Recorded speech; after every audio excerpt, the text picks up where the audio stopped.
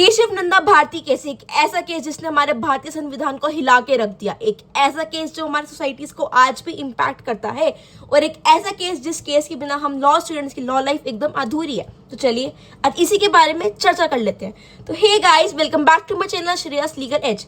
तो Keshavananda Bharati case versus State of Kerala 1973, the most iconic and historical case of Indian history and the Indian Constitution.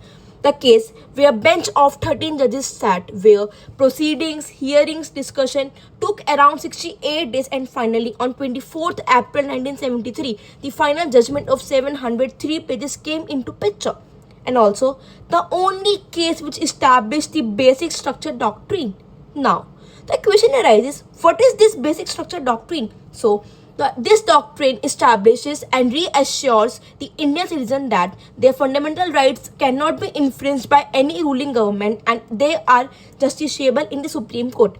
And these fundamental rights are present in the Part 3 of the Indian Constitution under Article 14 to under Article 35. Also, this case not only established the basic structure of doctrine but also overruled the judgment of Golaknath case. Now let's move towards the background of the case कि कैसे ये case limelight में आया, कैसे ये case historical बन गया और कैसे इस केस ने बेसिक स्ट्रक्चर ऑफ डॉक्ट्रिन को इस्टेब्लिश किया। 1947 में जब हम आज़ाद होते हैं तब सभी राज्य एक साथ जुट जाते हैं और यह तय करते हैं कि अब बस कुछ करना है तो वो है देश की तरक्की, और देश की तरक्की के लिए सभी राज्य अपने राज्यों में अलग अलग कानून, अलग अलग एक्ट्स को पास करते हैं। वैसे ही केरला ने 1963 में लैंड रिफॉर्म्स एक्ट पास किया, जिसके तहत यह था कि कोई भी इंसान अपने मर्जी से लैंड को एक्वायर और ओन नहीं करेगा, यानी कि सरकार ही ये डिसाइड करेगी कि कौन इंसान कितनी लैंड को ओन कर सकता है और एक्वायर कर सकता है। यह एक्ट कहीं ना कहीं right to property, fundamental right को वायलेट कर रहा था।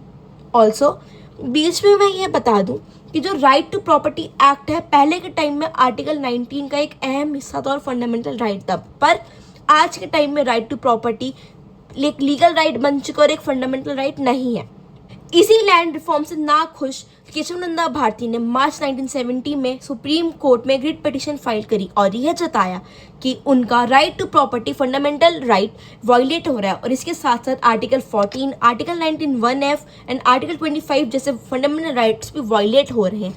तभी से यह केस लाइमलाइट में आया, और इसके साथ साथ कॉन्स्टिट्यूशन अमेंडमेंट्स 24, 25 और 29 को भी चैलेंज किया गया।